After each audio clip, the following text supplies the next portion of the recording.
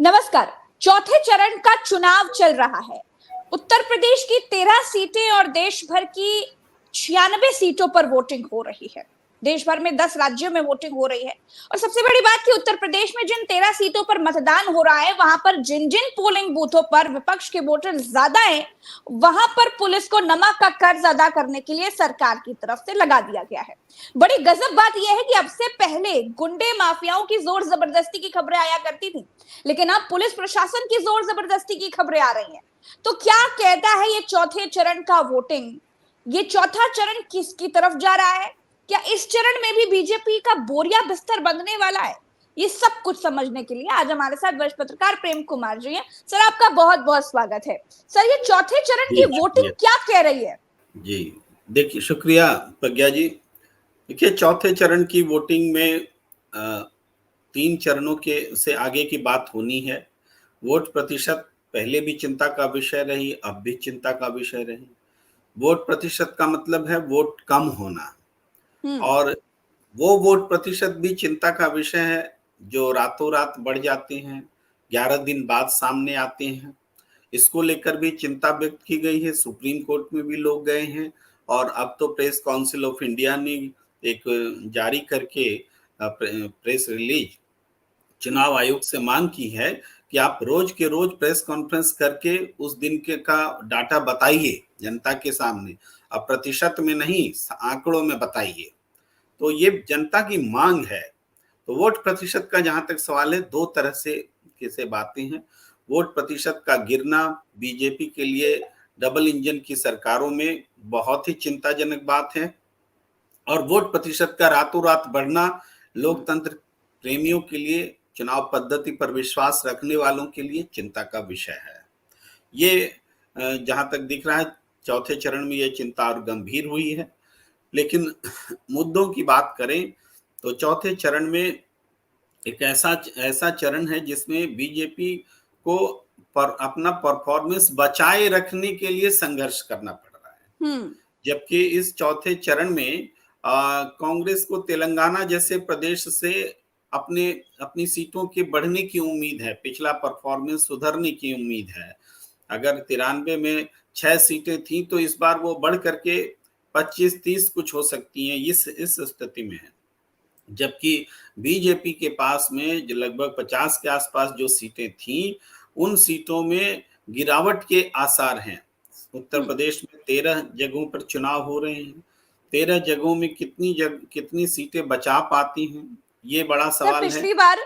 पिछली बार की बात करें 2019 की, तो उत्तर प्रदेश की इन 13 की 13 सीटों पर बिल्कुल झाड़ू मार दी थी भाजपा ने।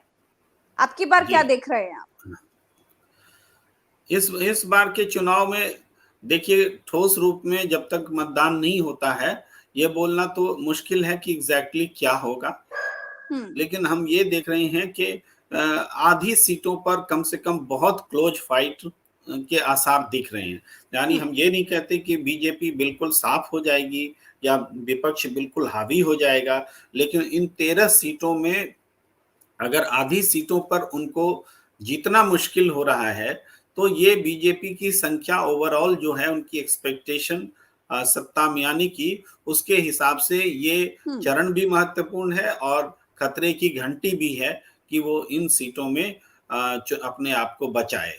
जी प्रेम कुमार सर, क्या आज के चरण में इस बात का असर दिखाई दे रहा है कि प्रधानमंत्री नरेंद्र मोदी अमित शाह को प्रधानमंत्री बनाने के लिए वोट मांग रहे हैं?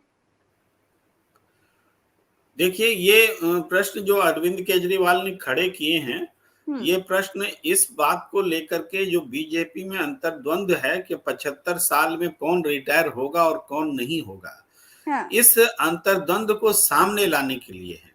या तो नरेंद्र मोदी बोले कि नियम हम सिर्फ दूसरों के लिए बनाते हैं, हम नियम से परे हैं, ऊपर हैं। अमित शाह ने कह दिया सर, अमित शाह ने कह दिया कि 75 साल वाला संविधान में कुछ लिखित नहीं है, हमारे पास कोई लिखित नियम नहीं है जी।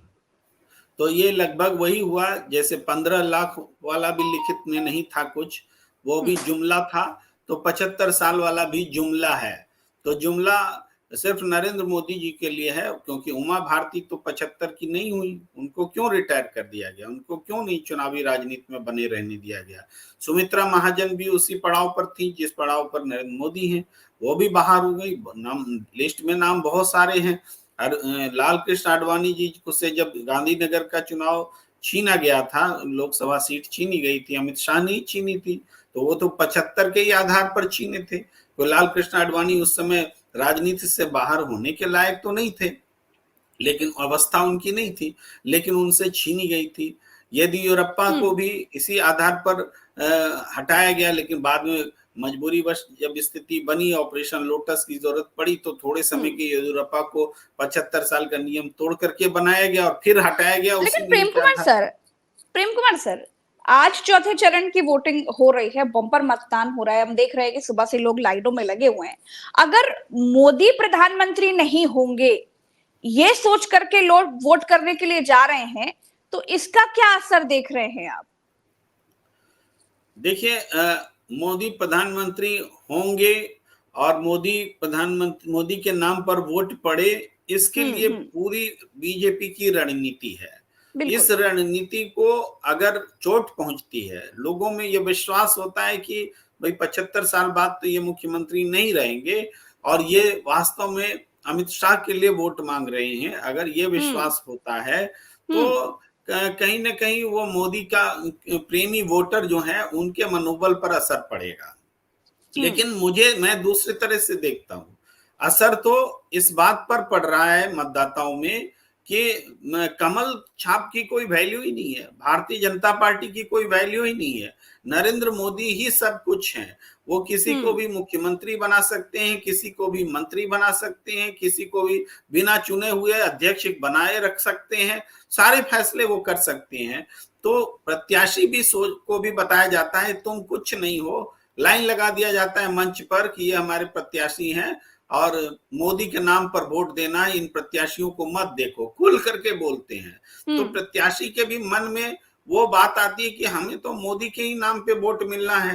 कार्यकर्ता जो उनके एकदम करीबी हैं, वो इस तरह से देख रहे हैं कि मतलब हमारे समर्पण का, हमारी श्रद्धा का पार्टी के लिए जो त्याग है उसका तो कोई वैल्यू नहीं है। तो बड़े बड़े नेता इसलिए घर घुस गए हैं, बैठ गए हैं। कम मतदान का ये बड़ा कारण है कि कार्यकर्ताओं में उत्साह नहीं है कि अब तो मोदी के ही नाम पे हो रहा, हम लोगों का तो कोई रोल ही नहीं है। तो ये बेवजह पन्ना प्रमुख मोदी की बोली जाती है। हाँ सर, मोदी की बिगड़ी हुई भाषा और जो खोया हुआ कॉन्फिडेंस दिखाई दे रहा है, इस चरण में इसका असर आप कैसे देख रहे हैं? देखिए, खोया हुआ कॉन्फिडेंस में दो बड़े उदाहरण सामने आए हैं इस चरण में। एक उदाहरण जब उन्होंने अडानी अंबानी पर ही हमला बोल दिया, जबकि उनको काला धन रखने वाला बताया गया, और अपनी सरकार पर भी हमला बोल दिया कि हमारी सरकार में काला धन है और टेम्पो जा रहा है और हम कुछ नहीं कर पा रहे हैं। तो ये उल्टा बोल, हिट विकेट होने वाला बोल था। और दूसरा जो उन्होंने नवीन पटनायक के बारे में बोला और कहा कि इतने शिक्षित मुख्यमंत्री, हिंदुस्तान में दूसरा कोई मुख्यमंत्री उतना शिक्षित नहीं है, या आप कंपैरिजन में थोड़ा बहुत 19-20 बोल सकते हैं, लेकिन निर्विवाद रूप से शिक्षित व्यक्ति, सभ्य व्यक्ति, जिसने कभी कोई विवाद में खुद को नहीं पड़ने दिया, वैसे व्यक्ति को वो कहते हैं कि अपने प्रदेश के जिलों का नाम बिना कागज लिए हुए लिख करके बता दीजिए, और जिले ही नहीं उसकी राजधानी का नाम बता दीजिए। तब ऐसा जब उन्होंने कहा तो अपनी अज्ञानता का परिचय उन्होंने दे दिया कि जिलों में राजधानियां नहीं हुआ करती, आप क्या नवीन पटनायक की परीक्षा लेंगे, आप तो प्रश्न पूछने में भी फेल हो गए। तो ये उनके एक तरह से हताश होने का सूचक है। पढ़े लिखे मुख्यमंत्री को अनपढ़ बता रहे हैं और उनका क्लास लेने जा रहे हैं, खुद प्रश्न पूछना भी नहीं आ रहा है। तो ये हताशा है। दूसरी बात दिख रहा है कि कुछ कंधे झुके हुए हैं, वो कॉन्फिडेंस दिखाई नहीं दे रहा है सर मोदी के अंदर। सबसे पहले तो वो मोदी का शोर ही गायब हो गया, जनता का जोश ही खत्म हो गया। जब जोश आता है तो वक्ता कुछ एनर्जी के साथ बोलता है। हम आप भी कभी मौका मिला भाषण देने का, अगर तालियां बजती है तो हमारा जोश कई गुना बढ़ जाता है। जी, तो नरेंद्र मोदी जी के लिए जब वो वेव उठता था मोदी का, तो वो कुछ अच्छी बातें बोलते थे। आज वो वेव नहीं उठता है तो उनके मुंह से निराशाजनक बातें सामने आ रही हैं। ये इस चुनाव का एक ऐसा पहलू है जो बीजेपी को उसका नुकसान भुगतना पड़ेगा। हालांकि बीजेपी में उत्तर प्रदेश एक ऐसी जगह है कि उत्तर प्रदेश एक तरह से गुजरात की तरह है। यहाँ अगर बीजेपी को थोड़ा भी नुकसान है, 4 सीटों का भी नुकसान है, तो पूरे देश के लिए एक बड़ा परिवर्तनकारी बात होती है। लेकिन ये तो हम देख रहे हैं कि आधी सीटों पर मुकाबले कड़े हैं। जी सर, राहुल गांधी ने जो जीएसटी के बारे में कहा वो सच साबित हुआ, नोटबंदी के बारे में जो कहा वो सच साबित हुआ, कोरोना के बारे में जो कहा था वो सच साबित हुआ। राहुल गांधी ने मोदी के 2 मित्रों के बारे में जो कहा वो सच भी सबने देख लिया। अब राहुल गांधी ने एक बात बड़े कॉन्फिडेंस के साथ हर मंच से कहनी शुरू कर दी है कि अब प्रधानमंत्री नरेंद्र मोदी नहीं रहेंगे, यह बात आप लिख कर ले लो। बड़े कॉन्फिडेंटली कह रहे हैं राहुल गांधी ये बात। इस बात के पीछे क्या है सर? देखिए, इस बात के पीछे राहुल गांधी 2 तर्क हैं, 2 बातें हैं। हाँ।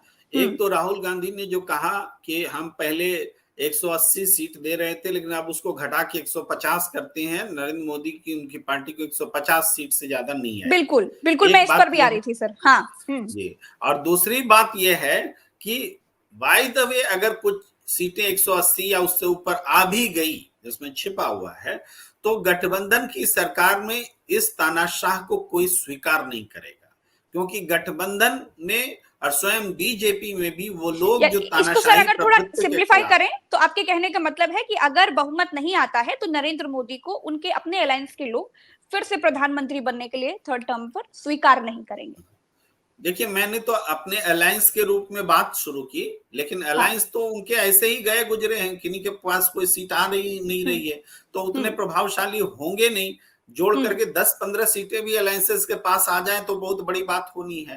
तो दरअसल नए नेतृत्व की मांग पार्टी के भीतर से उठेगी, अलायंस की तरफ से तो उठेगी, पार्टी के भीतर से उठेगी जहां पर संख्या ज्यादा है। तो यही कारण है ना कि उत्तर प्रदेश में जब उम्मीदवार तय करने की बात हुई तो योगी की पसंद का उम्मीदवार नहीं होना चाहिए। ये बात इसीलिए ना बचाव के तौर पर की जा रही है कि जब चुनाव के बाद प्रत्याशी जीत कर आए, सांसद जीत कर आए, तो उनमें मोदी समर्थक ज्यादा हो। तो ये जो डिफेंसिव खेल इन्होंने खेला है, इससे क्या हुआ है कि पार्टी में नरेंद्र मोदी जी की तानाशाही की प्रवृत्ति के खिलाफ जो भावनाएं थी वो बहुत तेज हो गई हैं। और यही कारण है कि बड़े बड़े नेता चुनाव प्रचार में नहीं दिख रहे हैं, वो घर बैठे हुए हैं। तो निश्चित रूप से राहुल गांधी ने जो कहा उसके 2 मायने थे, एक तो आएगी नहीं संख्या, दूसरी आ भी जाएगी तो खुद पार्टी के लोग इनको नेतृत्व के तौर पर स्वीकार नहीं करेंगे।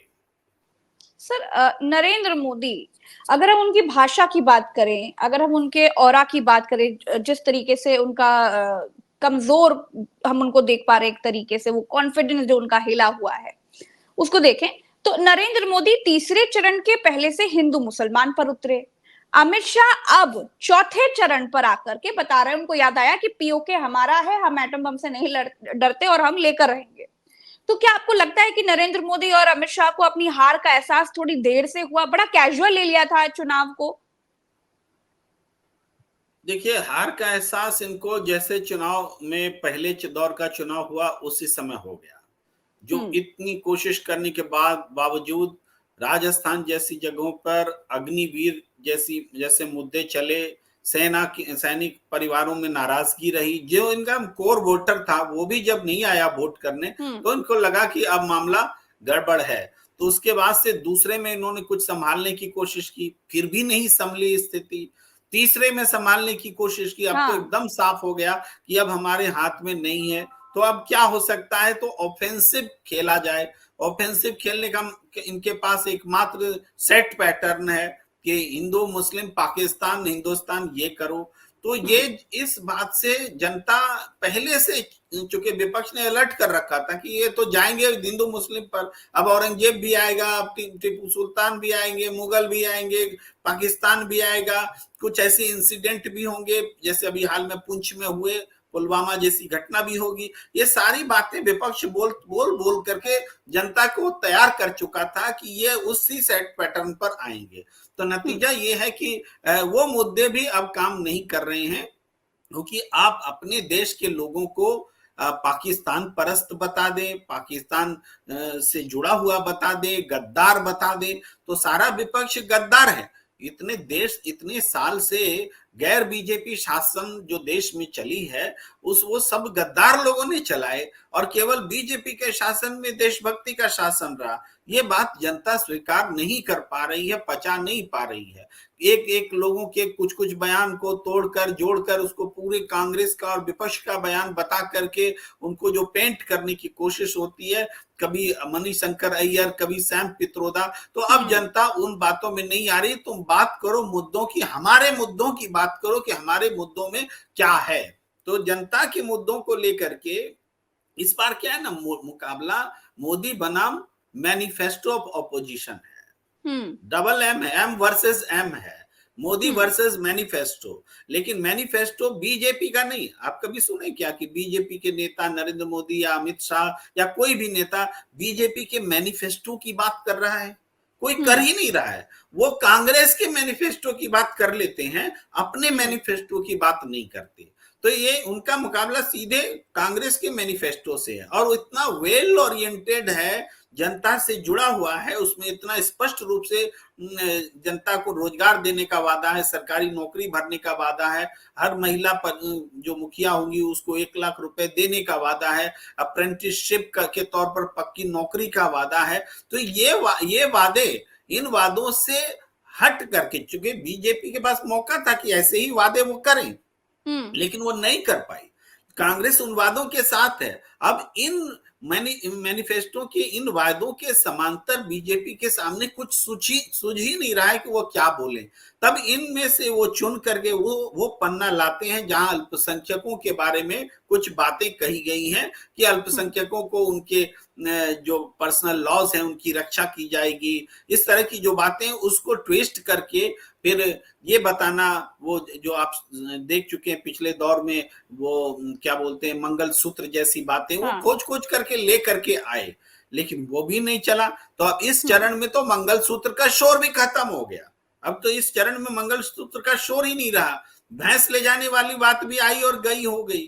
तो इस चरण में जनता सीधे बीजेपी सरकार की नाकामी पर वोट करेगी, उनके असफल हो चुके नैरेटिव पर वोट नहीं करेगी। सर, ये बहुत ज्यादा देखा जा रहा है कि जिन पोलिंग बूथों पर विपक्ष के वोटर ज्यादा हैं, वहां पर पुलिस प्रशासन बहुत ज्यादा सख्त है। अभी तक तो सर मैंने शुरुआत में ही बताया कि किस तरीके से पहले गुंडे माफियाओं की जबरदस्ती की खबरें आया करती थी, लेकिन अब पुलिस प्रशासन की तरफ से इस तरह की खबरें आ रही। विपक्ष आरोप लगा रहा है पुलिस प्रशासन पर दबाव बनाने का और प्रभावित करने का आरोप लगा रहा है। इसको आप सर कैसे देखते हैं? देखिए, मैं जब लखनऊ जा रहा था तो रास्ते में मैंने गाड़ी में 2 पुलिस के जवानों को लिफ्ट दी। वो इटावा में उतरे और रास्ते भर उन्होंने बताया कि पुलिस की क्या परेशानियां हैं।